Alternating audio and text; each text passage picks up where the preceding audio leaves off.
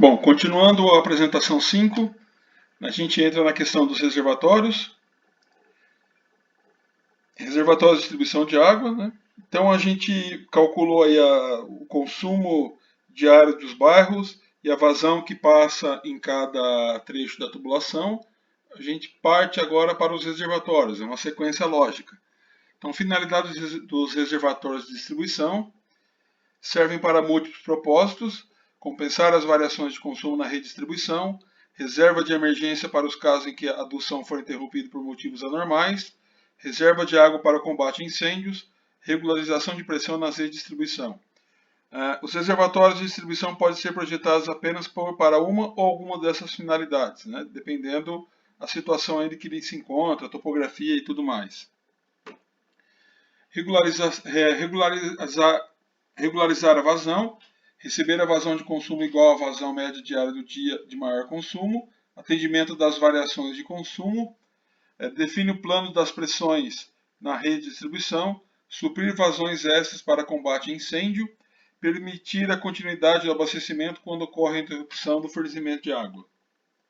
Desvantagens: custo elevado de implantação, ocupação de espaço, você tem que desocupar uma área, comprar um terreno, né? Impacto ambiental, você pode contaminar a água armazenando ela, né? E possível deterioração da qualidade da água, principalmente em grandes reservatórios, né? Se for de concreto, você pode ter contaminação e infiltração. Tipos de reservatórios, né? Você pode ter tipos de acordo com o seu posicionamento em relação à rede.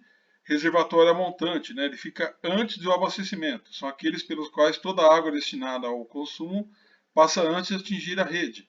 Então você tem a entrada, abastece, depois, né, por gravidade, você abastece a rede e o consumo. Os reservatórios de montantes caracterizam-se pelas seguintes particularidades: armazenam água nos períodos em que a capacidade da rede for superior à demanda simultânea para complementar o abastecimento quando a situação for inversa. Reduzem a altura física e os diâmetros iniciais de montante da rede. Tem uma só tubulação servindo como entrada e saída das vazões. O outro reservatório jusante ou reservatório de sobra. São aqueles que recebem apenas o volume excedente de adução após a alimentação da rede. Então passa pela toda a rede, sobra água, alimenta ele, aí quando falta água na rede, a água volta e abastece a rede, como se fosse uma sobra, né? Eles caracterizam pelas seguintes particularidades: por ele passa toda a água distribuída jusante, tem entrada por sobre o nível máximo e saída sobre o nível mínimo, são dimensionados para manter a vazão à altura manométrica do sistema de adução constantes. Ainda em tipos de reservatórios, né, de acordo com o posicionamento do terreno, né, enterrados, motivos óbvios, né, sem terra, né, fica abaixo do nível do solo. Aqui um exemplo de um reservatório enterrado.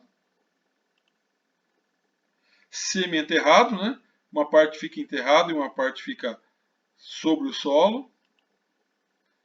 Esse é o reservatório típico da Sabesp, né, semi-enterrado. Reservatórios elevados ou standpipes.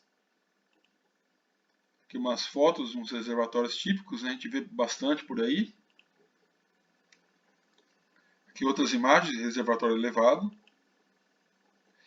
E reservatórios apoiados, né? Que ficam apoiados sobre o solo. Aqui umas fotos, né? Umas imagens dos reservatórios elevados.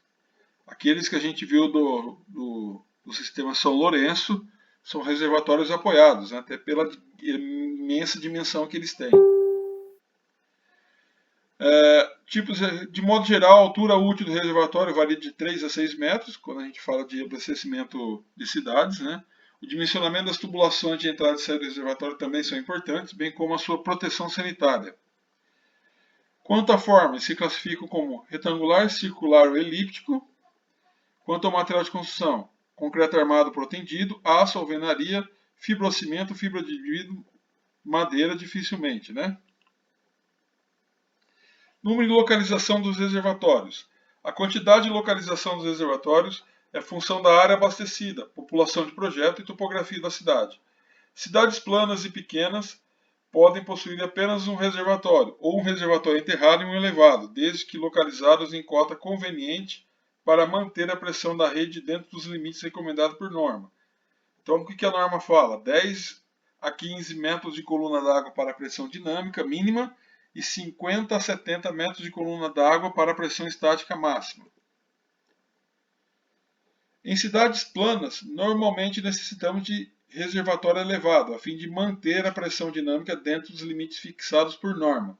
Em cidades com topografia bem acidentada, mesmo que em pequeno porte, pode ser necessária divisão em zonas de pressão, para que se mantenha a pressão estática abaixo dos limites recomendados.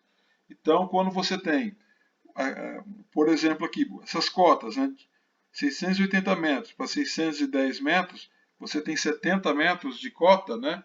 Você coloca um reservatório intermediário para quebrar essa diferença de cota, ter a diferença de nível d'água aqui, de forma de não ter uma pressão estática muito elevada, né? Que seja acima de 70 metros, ok? Para grandes centros, o mais comum é ter-se vários reservatórios, cada um atendendo uma determinada área. A área abrangida por cada reservatório não pode ser muito extensa, pois implicaria fatores econômicos tais como grandes alturas para vencer as perdas de cargas nas tubulações e manter a pressão mínima na rede, grandes diâmetros das tubulações, distribuição para garantir a perda de carga, grandes volumes para atender a demanda. Aqui a gente tem uma imagem da Sabesp, né, um sistema de abastecimento de água que atende a zona baixa e zona alta. Tá? Então vamos lá, a gente tem um rio, a captação de água bruta, estação elevatória, né, bombeando a água para a estação de tratamento de água. Depois a gente tem a distribuição para um reservatório de zona baixa, aqui a captação de poços profundos, também abastecendo o reservatório. Né. Nesse caso aqui, né, indicando que a água é potável, então a gente não tem contaminação do lençol freático ou do aquífero. Né. Aqui, esse reservatório de zona baixa, ele abastece a malha urbana que está na zona baixa, porque a cota assim permite. Tá? E a zona alta, você põe uma estação elevatória desse reservatório, alimentando outro reservatório, que aí sim, por gravidade, vai abastecer outra malha urbana na zona alta. Ok? Reservatórios de regularização. São formados normalmente por represas, barragens em cursos de águas naturais. Promove a regularização mensal das vazões de montante para jusante. Então você tem uma oscilação em função do tempo da vazão. Esses reservatórios eles dão uma unificada, né?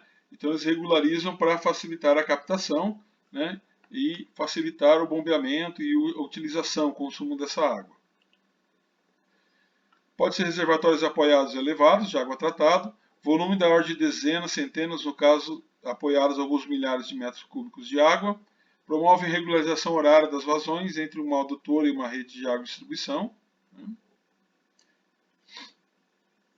Principais finalidades dos reservatórios de distribuição: regularizar a vazão de captação, tratamento e adução em relação à variação horária das demandas, segurança ao abastecimento, reserva de água para incêndio, regularizar as pressões também. Vantagens dos reservatórios de distribuição: aumento no rendimento dos conjuntos elevatórios, bombeamento de água fora do horário de pico elétrico. E as desvantagens: custo elevado de implantação, localização e impacto ambiental. Classificação dos reservatórios: quanto à localização do sistema, quanto à localização do terreno, quanto à sua forma, quanto aos materiais de construção. Reservatório montante, a gente já viu, reservatório jusante, reservatório de montante e jusante, pode ter as duas funções. A localização deve permitir abastecer a redistribuição de acordo com os limites de pressão, né? A gente já viu também, só para recordar. Pressão estática máxima, 50 metros de coluna d'água, pressão dinâmica mínima, 10 metros de coluna d'água. Isso aqui é o seguinte, a pressão mínima entre o reservatório e a última casa da cota mais baixa do bairro tem que ter essa pressão aqui, para que a água, ao chegar na entrada da casa, consiga subir até a caixa d'água, reservatório, para abastecer sem nenhum bombeamento. Então aqui o nível reservatório, né, a pressão dinâmica e a pressão estática. Tá? Pressão estática é quando nenhum consumo está tendo, tá? E pressão dinâmica é quando todos os consumos estão abertos ao mesmo tempo. Aqui é o reservatório de jusante, ok? Reservatório de montante, reservatório de jusante. Aqui é um exemplo dos reservatórios do município de Bauru, só para você ver a quantidade, uma cidade com tamanho razoável, acredito que tenha uns 400 mil habitantes, entre 300 e 400 mil habitantes. Então o engenheiro civil tem que ter noção aí da topografia, da distribuição espacial, para projetar esses reservatórios. Localização do terreno, né? Então reservatório enterrado, reservatório semi-enterrado, reservatório apoiado e reservatório elevado. Aqui fica fácil o entendimento. Reservatórios apoiados, mais algumas fotos, né? Em São Gonçalo e em Sorocaba. Aqui um reservatório em Marrocos, reservatório em Lins. Reservatórios elevados. Capacidade dos reservatórios, né? A gente vai mais para frente, algumas aulas a gente vai aprender a calcular também. Volume para atender as variações de consumo, combate a incêndio e emergências, falta de energia e manutenção, durante as falhas de comparização do sistema. Determinação do volume útil para atender as variações de consumo da água, quando se dispõe de curva de consumo, quando não se dispõe da curva de consumo, elaboração de projetos. Então aqui a gente tem as curvas de horas por dia e a vazão, reservatório cheio, reservatório esvaziando, né? Curva de consumo. Aqui uma curva de vazão em função do tempo também, né? Aqui esvaziando, enchendo. Tubulação de entrada e saída. Reservatório apoiado, semi-enterrado, né? Reservatório de enterrada e saída, reservatório de entrada e saída. Aqui entrada afogada. Aqui outros exemplos, né? Reservatório de entrada e saída. Aqui operação de reservatórios, né? Limite de extravasamento, limite de boia, limite alto, né? Tempo de manobra e volume útil. Regras operacionais podem ser definidas para otimizar o sistema buscando atender diversos objetivos, redução dos gastos com energia elétrica, minimização das falhas no atendimento à demanda, redução de perdas físicas em função de pressão na rede, flexibilidade na operação de sistemas com múltiplos reservatórios interligados. Ok? Então a gente finaliza aqui a apresentação da aula 7. Tá? Ok? Muito obrigado, pessoal.